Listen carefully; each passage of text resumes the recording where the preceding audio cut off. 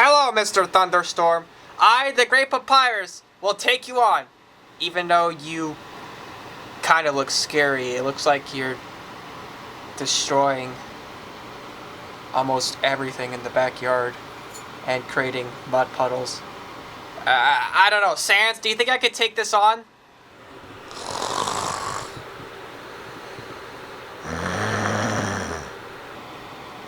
Oh, it's lazy. I don't know if I can. It looks pretty dangerous. I don't think I even last a second out there. Fine, Thunderstorm. You win. You have defeated the Great Papyrus.